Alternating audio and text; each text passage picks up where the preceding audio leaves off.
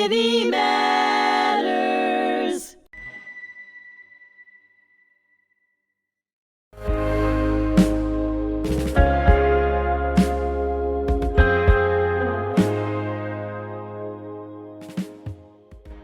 Hello, this is Bernie Furshpan here at HMTV on my podcast series, Ordinary Heroes. We've had a lot of extraordinary heroes on this series, Ordinary Heroes. And today I have an extra ordinary hero.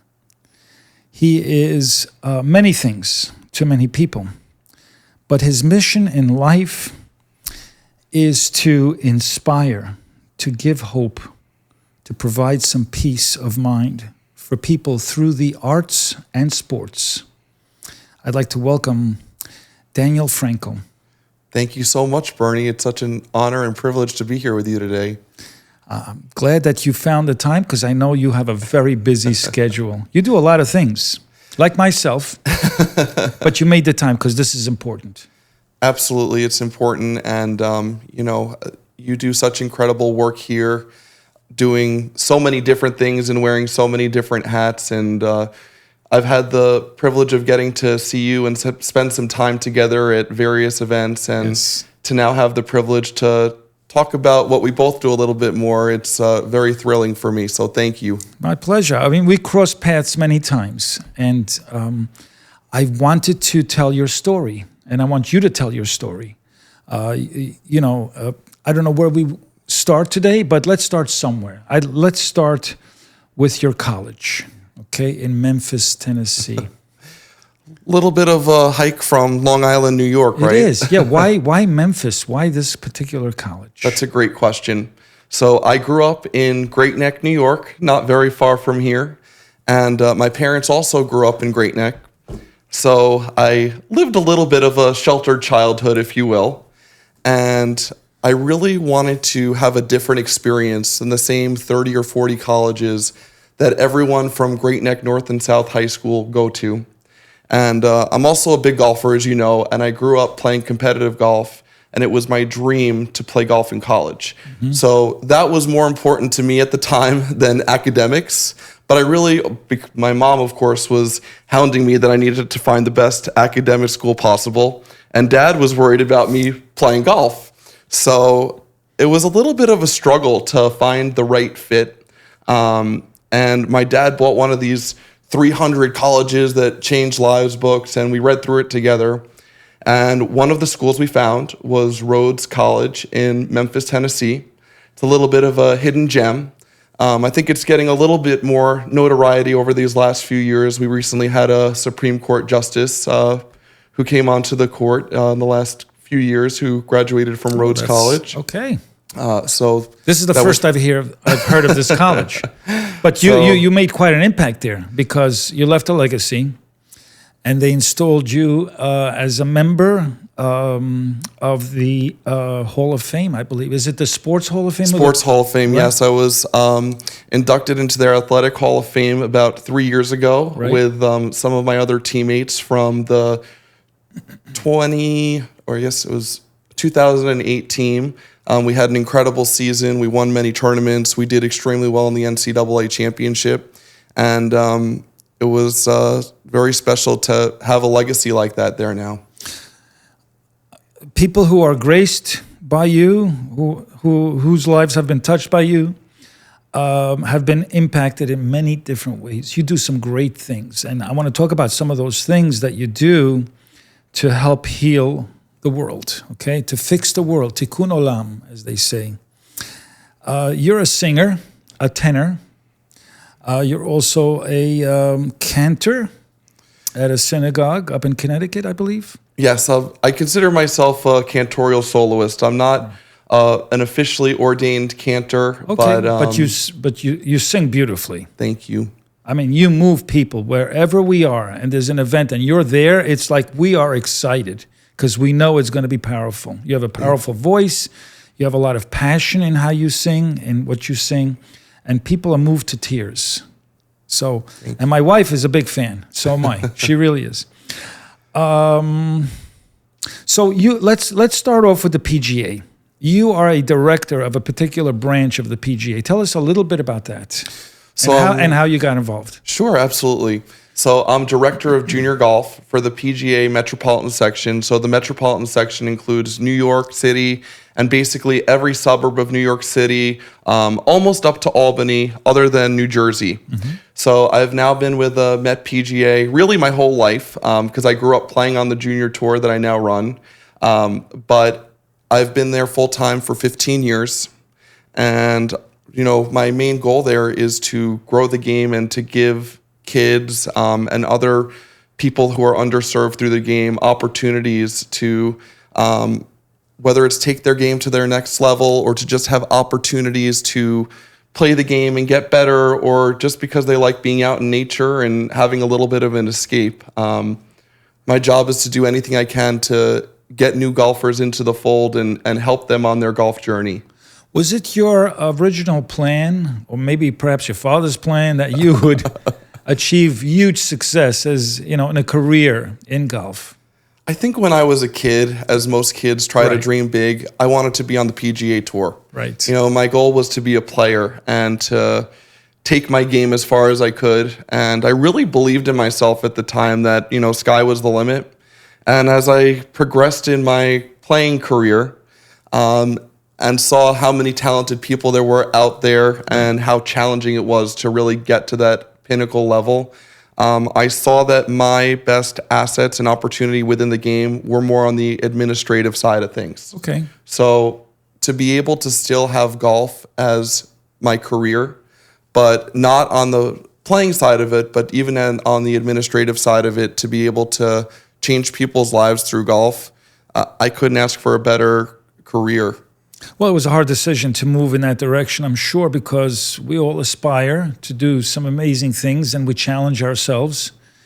Sure. And you probably envisioned, you know, reaching that pinnacle, but it's a crowded field, like you said, right? Like in most, even, you know, somebody wants to perform on Broadway as a singer, you know, right? It's a crowded field. Yep.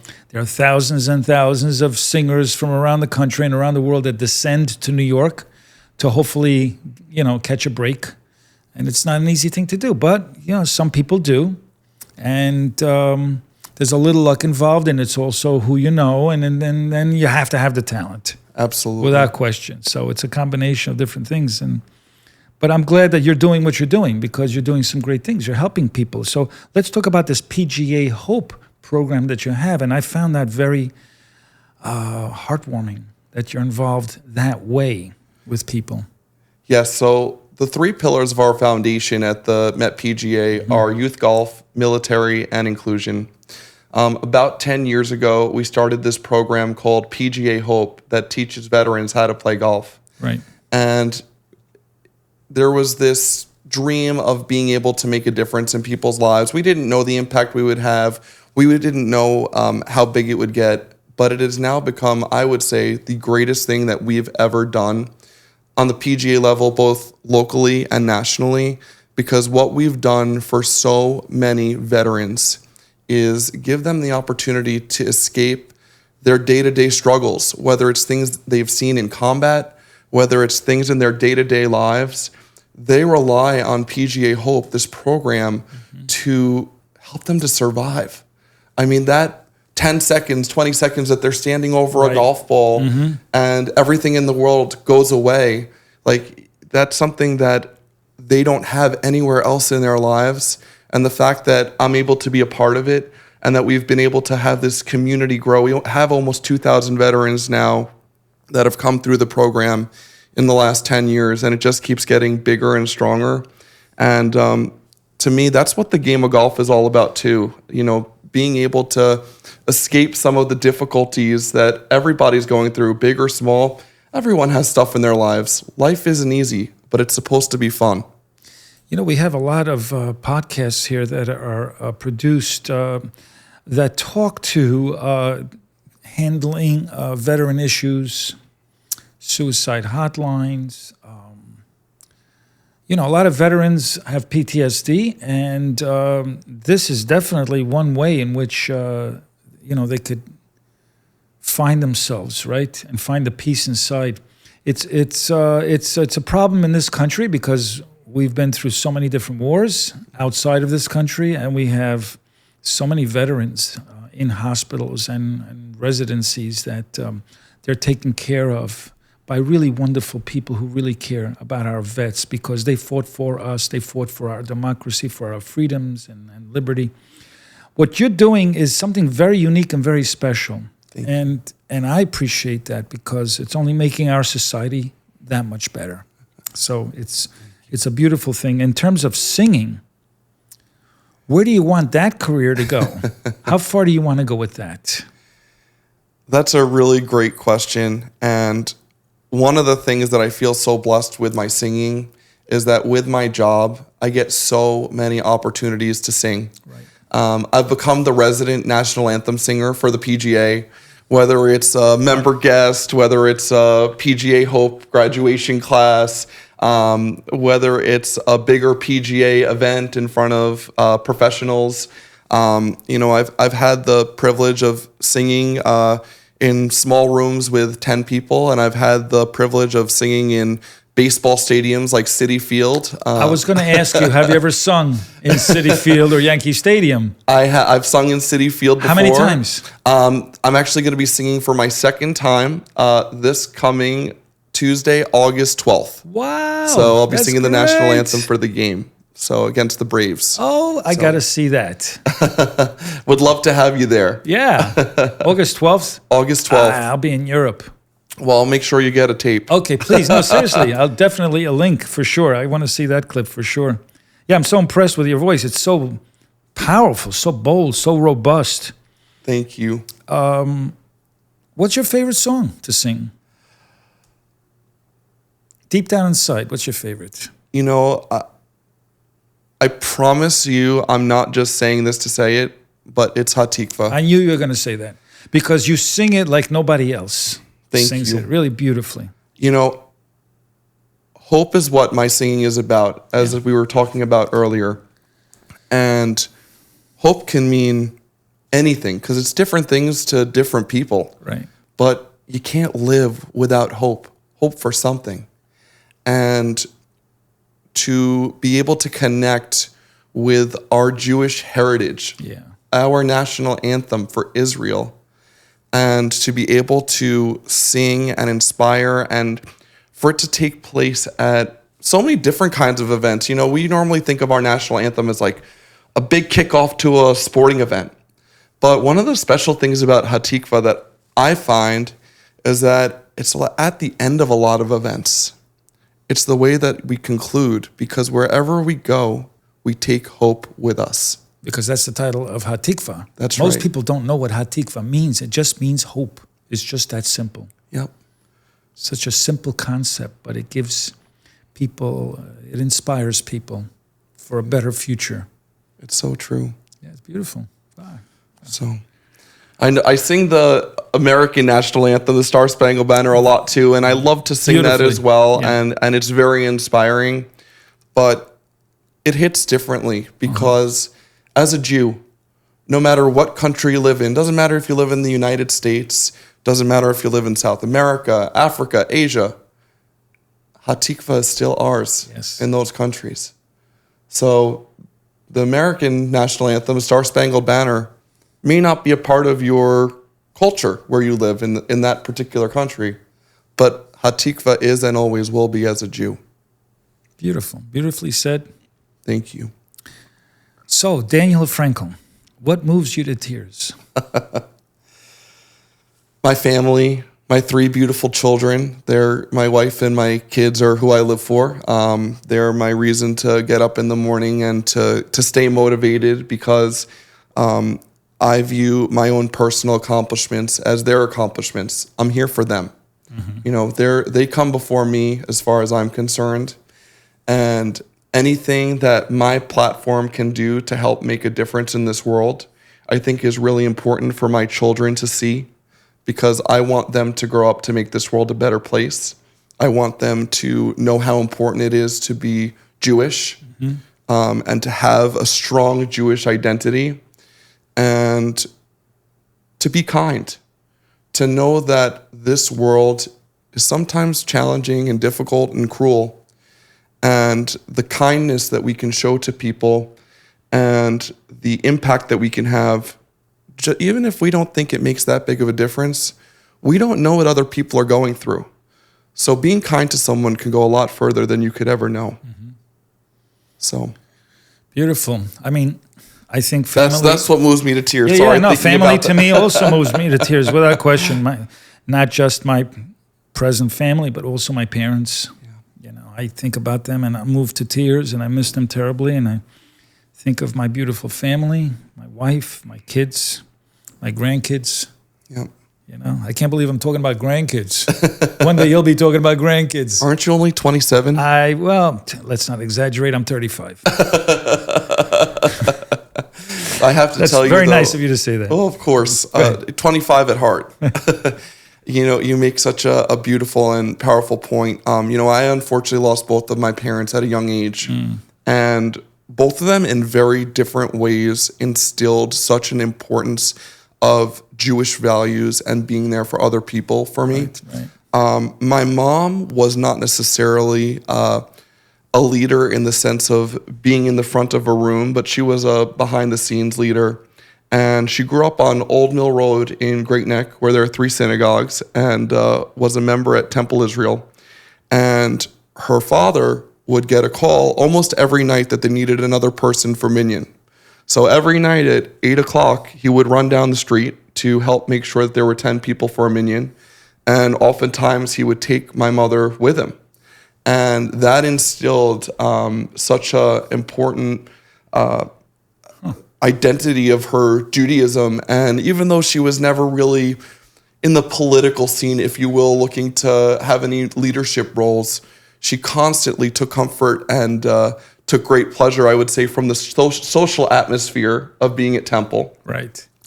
And I'd say that my father was the yang to her yin, if you will, that he was a little bit more of a presence in places.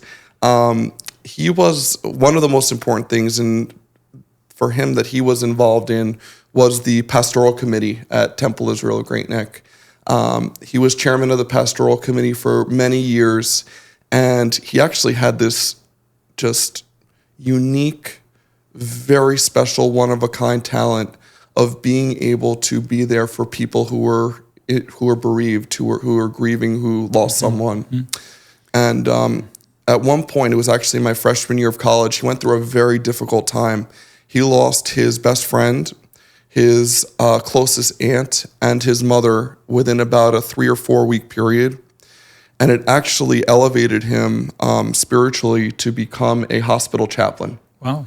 And he became a multi-faith hospital chaplain and just had this amazing... So this is where you get your kindness, your generosity, your compassion, your empathy from both your parents. Yeah. Well, how old were they? How old were you when they both passed? So my mom passed, unfortunately, from a terrible cancer called angiosarcoma in 2020. And my dad passed pretty suddenly.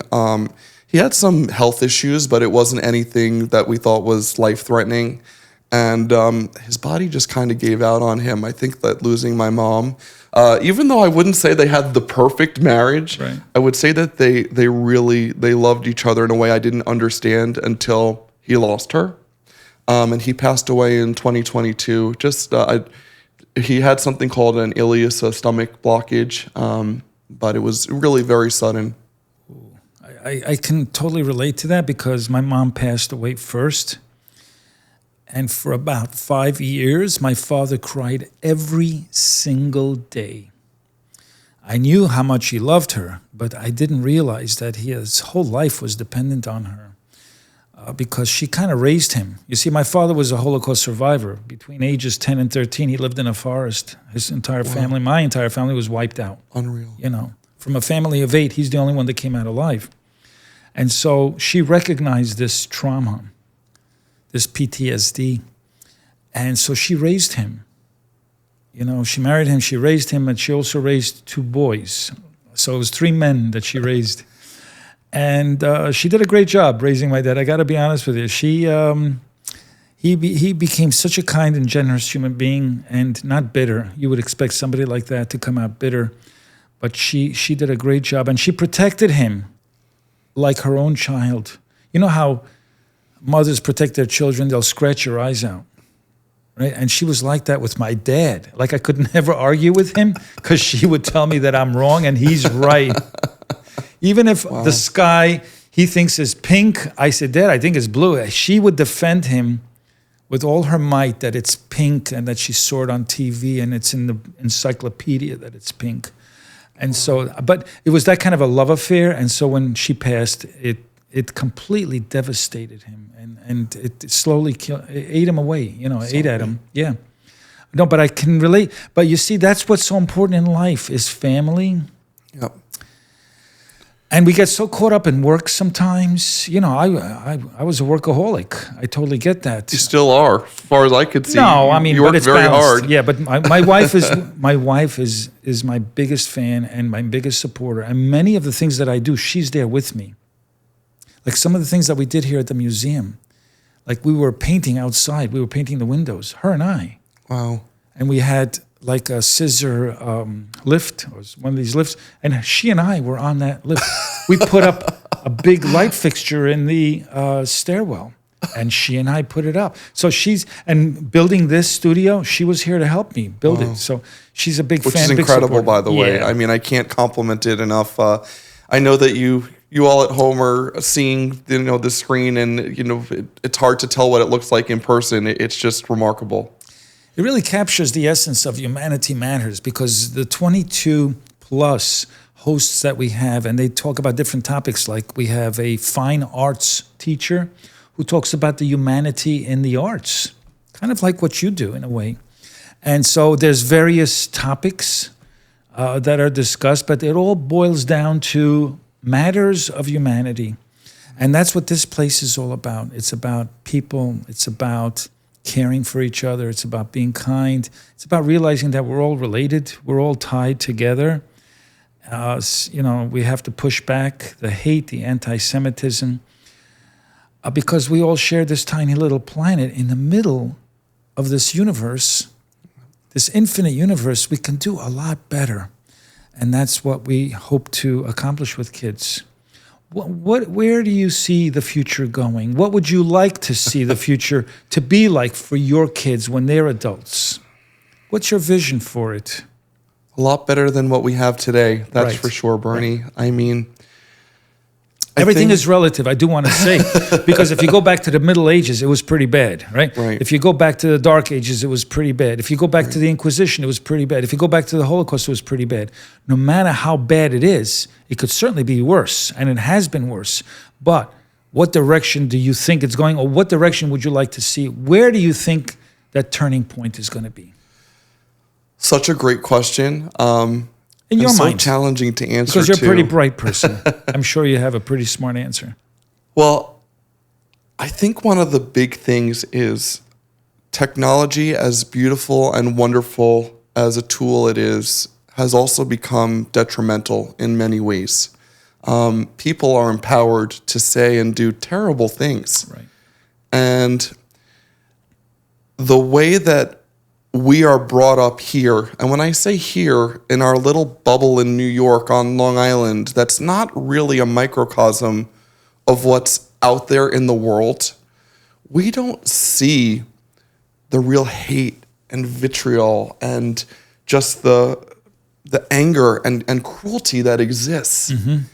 And, if you put your blinders on here and you just go to work every day and you don't turn on the TV and you go out to the good restaurants here and play golf or tennis or whatever else is available in this area, it's very easy to ignore the cruelty in this world.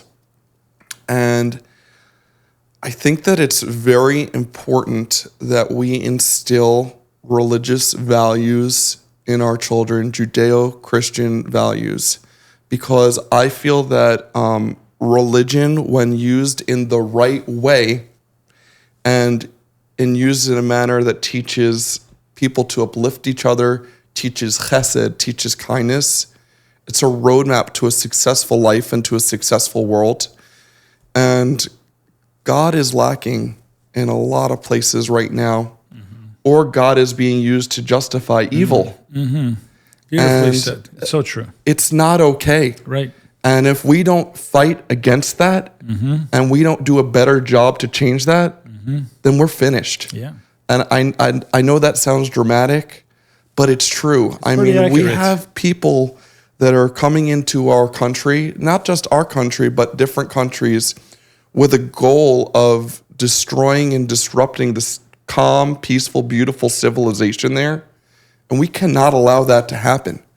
We need to fight that. I'm not saying with force, I'm just saying with education and doing what's right, with every fiber of our being, because if we allow them to take away our beautiful world, our beautiful values, our beautiful rights, everything that we've fought so hard to create, then there's no future for our kids or their kids. Well said. And I will do anything and everything in my power to help to educate, uplift, inspire, and create a world that is better for my kids and, God willing, my grandkids and their kids one day, because that's what we're here for. And if you sit back and do nothing, well, then shame on you. Yeah. Well said, to the point. And I agree with you 100%. And we have to wake up. We have to get out of our unconsciousness. We're kind of asleep at the wheel, but we're waking up now to the realization of what's happening in the world, and it's time to change the direction of this vehicle, like you said, or it's going to be too late. There's just no room for hate here. There's no room for hate. And whatever happened to our political climate is just insane. Yeah. There was a time when Republicans and Democrats worked together to find the best ideas possible. And I challenge you to find one sane person that doesn't agree in that same stance today. Right. And this them, us world has got to stop. Beautiful. Because the only way that we're going to be successful is working together. This isn't them, us. We're one community. We're on this ship together. Amen. Amen to that. Beautifully said. It was an incredible pleasure to have you here as my guest and having this conversation with you. Brilliant person. Please follow him, Daniel Frankel. You'll find him everywhere. What can I tell you? Just open your ears and you'll hear him singing at an event somewhere. Thank you so much for joining me today. It was a pleasure. And I want to thank our audience for listening in to this conversation here on Ordinary Heroes. I'm your host, Bernie Furshpan. Until next time.